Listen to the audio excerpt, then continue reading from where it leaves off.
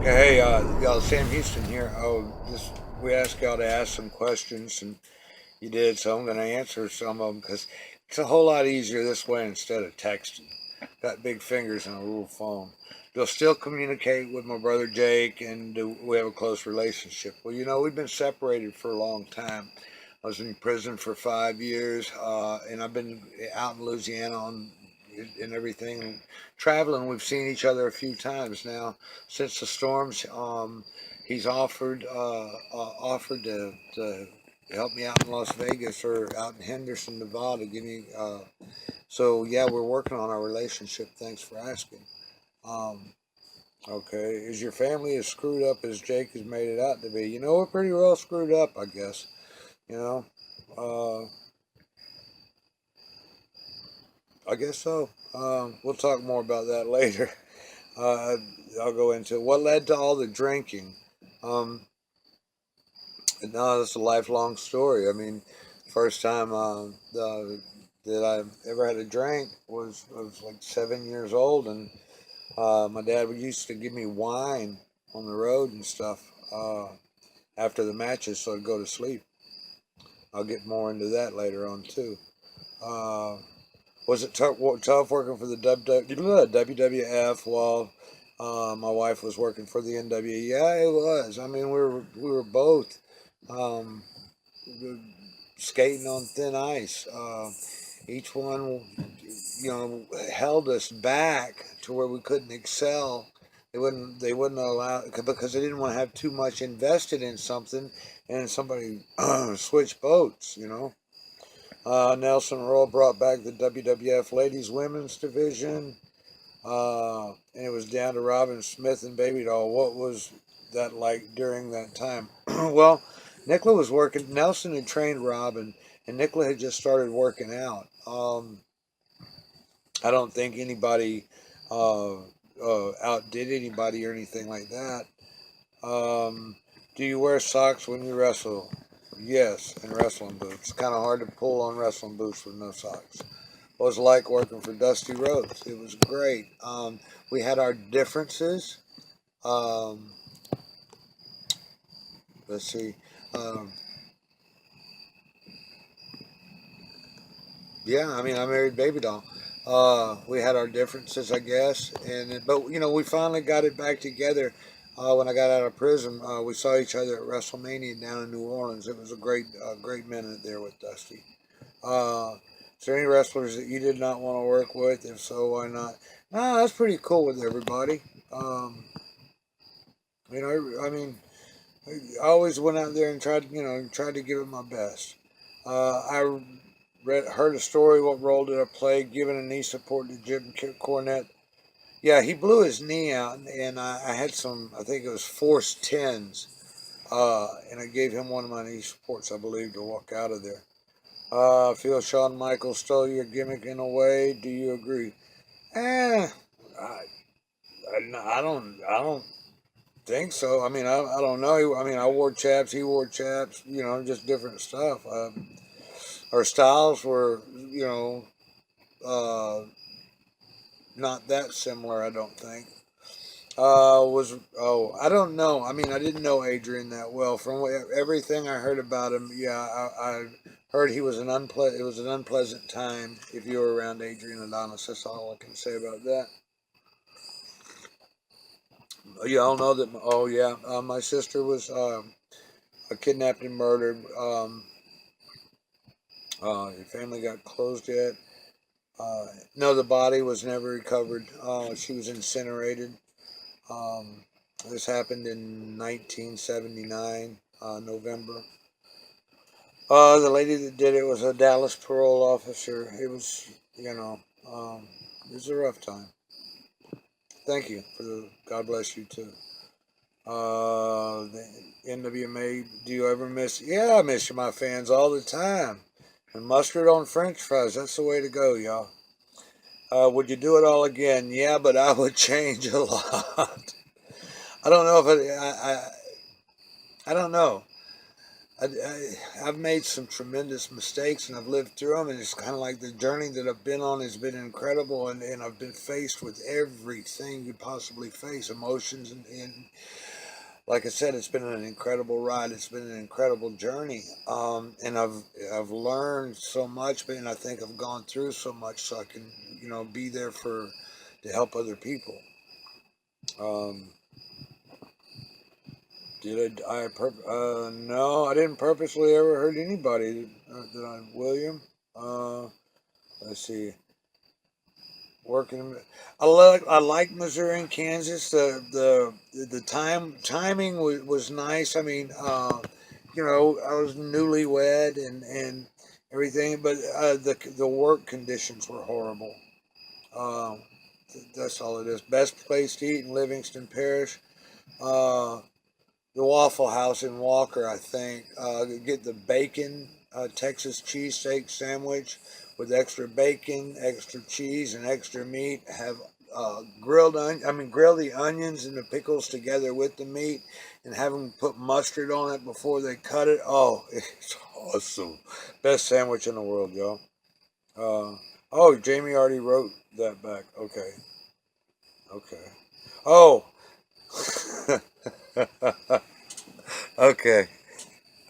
Hey. St. Joseph, Missouri. I guess. Oh gosh. What was it? I guess 87. No, 86.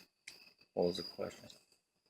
Pat Rose wanted me to tell the story about the pole match. Oh, All right. We're in St. Joe, Missouri. So they have this bright idea. Me against Bulldog Bob Brown, first of all. And they put a 10-foot tall pole in the middle of the ring.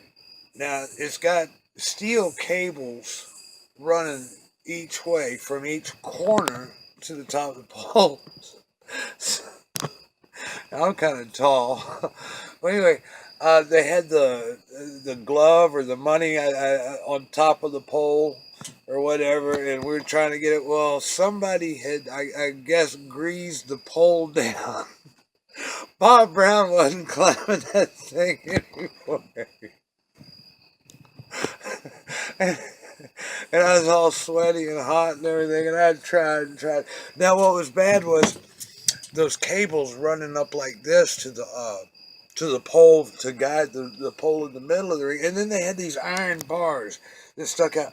So you kind of like had half of a triangle here because the steel cable was here, and you had the metal foot stand here on the apron, and then you'd step over that, and then you'd have another cable holding that bar. And finally, I had to bump out of the ring. And Pat Rose, thank God, he had blue jeans on. And I had to snatch him and change everything up right then and there. Thank you, Pat. Those were good times. Y'all remember that night that everybody in Kansas City, that bull rope match? Yeah, that's why they call me King. Oh, good memories, Pat. Let me see. I couldn't find glasses today. Thoughts on Eddie Gilbert and Dusty Rhodes? Wow. Uh, Eddie Gilbert was one of the greatest, man, and being able to get in the ring with him was an honor and a pleasure. The same with Dusty. I love Dusty too. Dusty was like a second dad to me, for a while when I first started. Um, um, but both great guys. I mean, nothing but respect, and and they're watching. They're watching. They're proud. Thanks for that question, though. Yes. Okay, John William Crawford. Yes. Oh, okay. I guess you like that question. Whose idea was the Midnight Rider? Um, well, it was. I think it was Dusty's deal. But see, everybody at that time, um, Dusty had gone into Atlanta and he'd lost something, lose or leave town or something, and he came back in Atlanta. He was Uvalde Slim, and then something happened in Mid South, and Junkyard Dog was Stagger Lee, and this guy was this, and this guy was that. And, then Dusty in Florida became the Midnight Rider. Um, let's see. No, I didn't want. No, Nicola and I are the best of friends and stuff. So thanks for asking. Though, there's no finer woman in the world, and she has my utmost respect, and I love her with all my heart. And our personal relationship is our own. Thank you. For those who don't know, you're referring to Nicola. Nicola is Baby doll, my baby. ex-wife. Um, Terry Funk stories. I got a Terry Funk story and a Harley Race story. Terry Funk had played some sort of rib on Harley. Well, in wrestling, you try not to sell the other guy's rib. And actually, uh, Harley was driving through Sweetwater, Texas on his way to Amarillo, and he pulled over on the side of the road and he caught a rattlesnake. And he took a needle and thread and sat there and sewed this rattlesnake's mouth closed.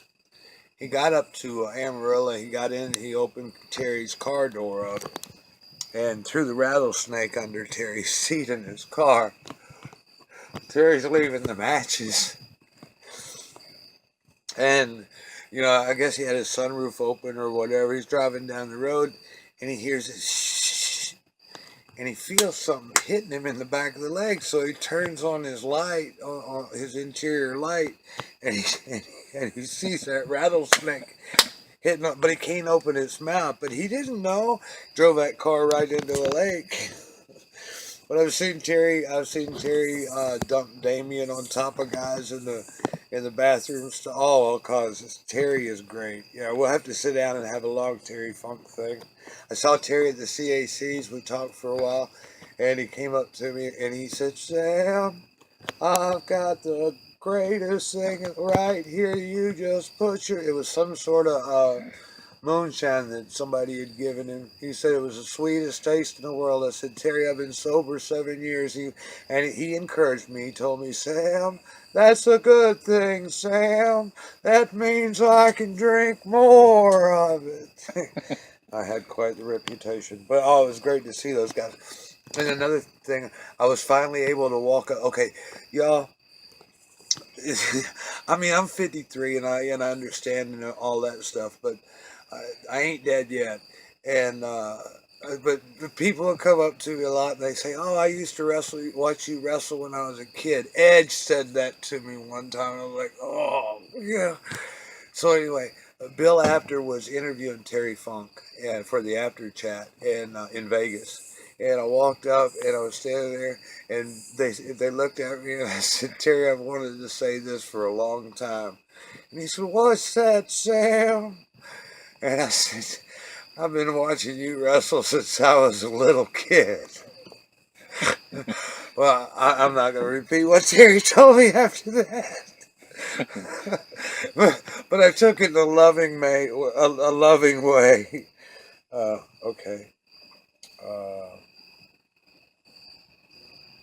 okay. Don't worry about that. My relationship with my family, with Jake, with my sister and Nicola, is good. You know, um, I got the wrestler that you would have liked to wrestle. Anyway, oh gosh, yeah, probably Nick Bockwinkel and Undertaker. I would have loved to have wrestled Taker. Okay. How to get started in the business? I left home. I had my tonsils taken out, and the doctor messed up. Or not the doctor, but the anesthesiologist messed up. I flatlined. I had life out of out of body experiences. I dropped down from 230 to 128. The, uh, the scars on my neck. Anyway, I got my weight back up. I wanted to break in. My dad told me no. He'd already lost me once, so I ran away from home. And Dusty got me in my first matches down in Florida. No, I'd never wrestled against Roddy Piper. We've been in a few battle royals and stuff. What was it like growing up the son of Grizzly Smith? Ooh, well, we'll have to get into that. I mean, that's both sides of the fence, and I ain't got nothing to hide, but we ain't got time to do it right now. Dusty was great. He had I guess, leeway in Florida than he did the Carolinas. Um, And am I ever going to wrestle again? Yes, I'm wrestling now. And, ooh, gosh, I can't name one guy. The toughest, I can't name one guy who was the toughest. Um, I mean, gosh, I was in there with the greatest. I mean, I even got DDT'd in San Francisco by my own brother. Uh, but I mean, I've been in there with Flair. I've been there with Andre. I've been there with Kurt Hennig, Arn Anderson, Tully Blanchard, Crusher Khrushchev. I mean, every but Eddie Gilbert, Sting, Rick Steiner, just everybody. I was fortunate in my career to be able to work with the best, and I attribute a lot of what I do to Big Boss Man, uh, Barbarian, Superstar Billy Graham. Gosh, what incredible people that I had, and then the people that see. I was fortunate enough, y'all. I was able to be wrestling a lot, and every night, not like the independents do now, to where they're wrestling every other Saturday night or something. I mean, even when I was working for Crockett through the hard times, it was at least twice a week, 2 or 3 times a week, you'd get shots underneath guys. And then as you started climbing the card and everything, then you're working every night. And working every night, that's when you're riding with the oh gosh, with the cream, Wahoo McDaniels or Johnny Weaver or Paul Jones, Sonny Fargo, Rufus Jones, Jimmy Valiant, the Boogie Woogie Man, Ricky and Robert, and we would all critique each other and everything, and and the younger guys would listen to the older guys, because you learn so much more if you keep your mouth shut and your ears open. Just imagine if I'd have done that, how great I'd have been. But anyway, thanks for asking the questions. And it's not that I don't. I'm an open book. That's not a problem. But some questions we're just going to need to take a little bit more time on. Y'all take care, and I'll talk to you later.